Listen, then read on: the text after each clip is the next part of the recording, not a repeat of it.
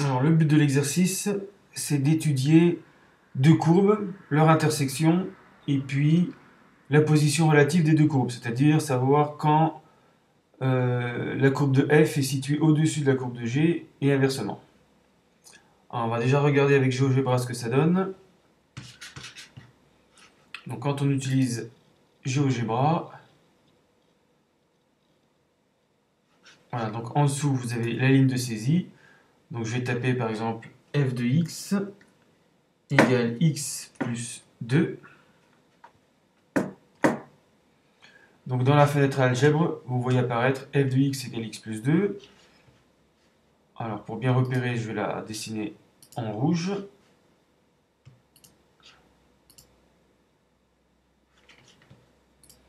Et puis je vais taper g de x égale 3 sur x. Voilà, que j'ai dessiné. Donc il suffit de cliquer à droite. Propriété, couleur, bleu. Voilà, donc on voit bien la distinction. Donc avec ici, en tapant sur la croix. Voilà. Donc les points d'intersection, il suffit de cliquer à l'instant où les deux courbes apparaissent en gras et vous êtes sûr d'avoir le point d'intersection. Donc ici A, ici B.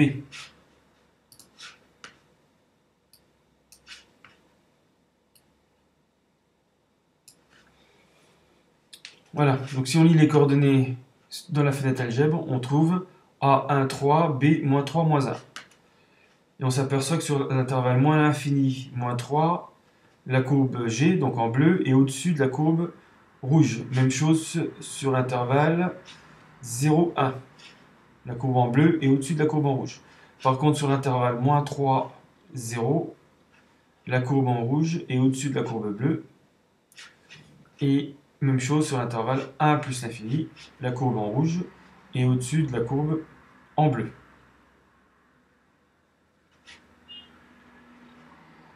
Alors, on va enregistrer ça.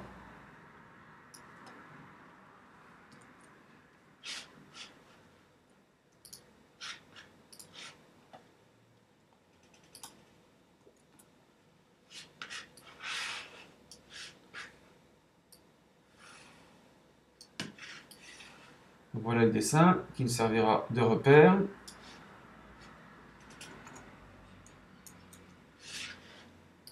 Alors, première question. Comment faire pour trouver les points d'intersection de deux courbes? Si vous prenez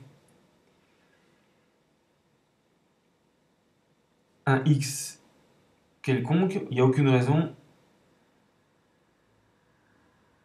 qu'il soit le point d'intersection des deux courbes. Alors là, x, ça donne 3 sur x par la courbe en bleu, et puis x plus 2 par la courbe en rouge. Donc, par contre, au niveau de A, au niveau des points d'intersection, vous avez les deux images x plus 2 et 3 sur x qui coïncident. Donc c'est comme ça qu'on va trouver les abscisses des points d'intersection. Donc on résout. X plus 2 égale 3 sur x.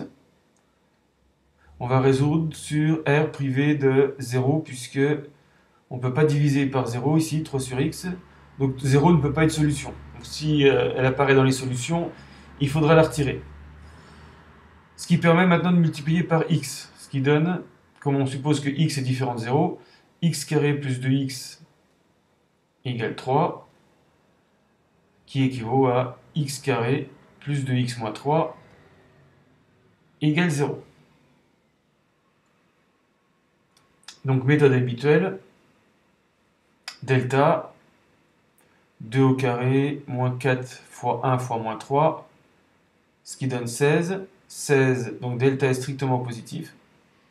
Donc deux solutions, x1 égale moins b moins 2, moins racine de delta moins 4 sur 2 fois 1, ce qui donne moins 6 sur 2 moins 3, et x2 égale moins 2 plus 4 sur 2, ce qui donne 1.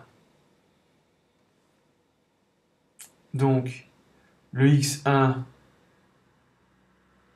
est ici, c'est moins 3, et le x2 est ici. Alors, pour trouver l'ordonnée de B et de A, donc ici on va l'appeler y1, ici y2, on va utiliser les équations des fonctions. Donc A et B sont sur les deux courbes à la fois. Donc par exemple sur la droite d'équation y égale x plus 2. Donc on a y2 égale x2 plus 2. Bon, ça serait aussi 3 sur x2, ce qui donne 1 plus 2 égale 3. Donc ça confirme ce qu'on a visuellement, y2 égale 3. y1, c'est x1 plus 2, puisque le point B est sur la droite d'équation y égale x plus 2, donc ça donne moins 3 plus 2 égale moins 1. Donc x2, y2 donne les coordonnées de A sur la figure, c'est-à-dire 1 pour x2, 3 pour y2, et puis B, c'est moins 3, moins 1.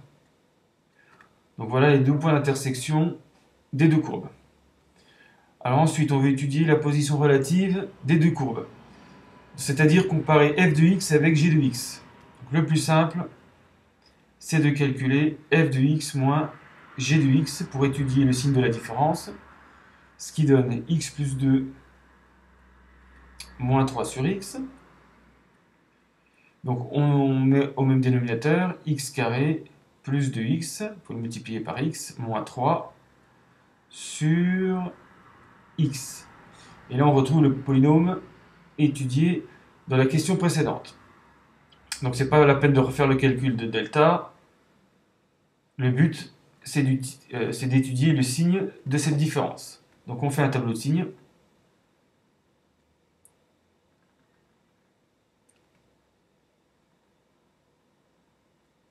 Alors une ligne pour x carré plus 2x moins 3. Un quotient s'étudie comme un produit. Une ligne pour x. Et puis une ligne pour le quotient, c'est-à-dire f de x moins g de x.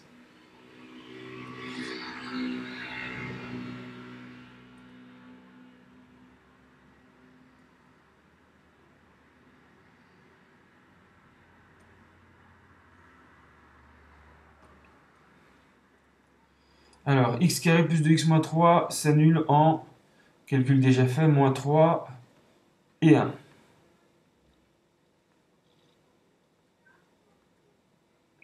Et puis x s'annule pour 0. Donc, on met les 0. Alors là, il faut bien faire la différence entre le numérateur et le dénominateur. Moins 3 et 1 annulent le numérateur, donc annulent le quotient. Donc c'est bien ici un 0. Si vous remplacez x par moins 3 et 1, vous allez avoir 0 sur moins 3, par exemple, pour x égale moins 3, ça fait bien 0. Même chose pour 1. Par contre, si vous remplacez x par 0, ça fait moins 3 divisé par 0. Donc c'est impossible, donc dans ce cas-là, vous mettez une double barre pour indiquer que 0 est valeur interdite de f de x moins g de x. Maintenant, on va mettre les signes. Alors, x carré plus 2x moins 3, c'est un polynôme du second degré avec le a qui vaut 1 et qui est positif. Donc, c'est toujours positif, sauf entre les deux solutions de l'équation x1, x2. Donc ici, on va mettre entre les deux moins. Voilà, c'est du signe de a à l'extérieur, du signe de moins a entre les deux. Pour x, c'est plus simple. Le signe de x, c'est le signe de x, donc c'est négatif jusqu'à 0. Et puis après, positif. C'est un cas particulier de fonction affine. Première colonne, plus par moins, moins, moins par moins, plus pour la deuxième colonne. Troisième colonne, moins par plus, moins. Quatrième colonne, plus par plus, plus.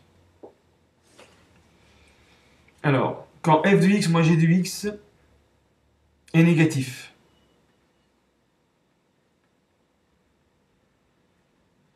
ça veut dire que, en transposant, f de x est plus petit que g de x. Et ça veut dire que la courbe de f est en dessous de la courbe de g. Donc c'est négatif sur l'intervalle ici, moins l'infini, moins 3. Donc sur le dessin, c'est ici.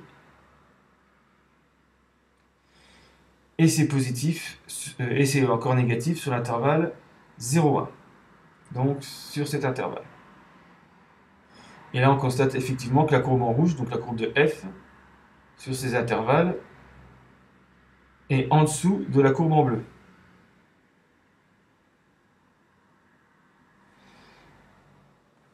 Donc sur moins l'infini, moins 3, on peut prendre moins 3 inclus, union 0,1,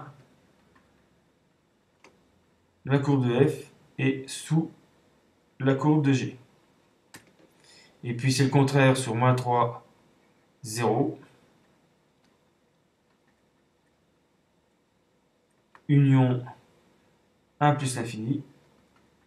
Cette fois-ci, f de x moins g de x est positif. Donc la courbe de f est au-dessus de la courbe de g.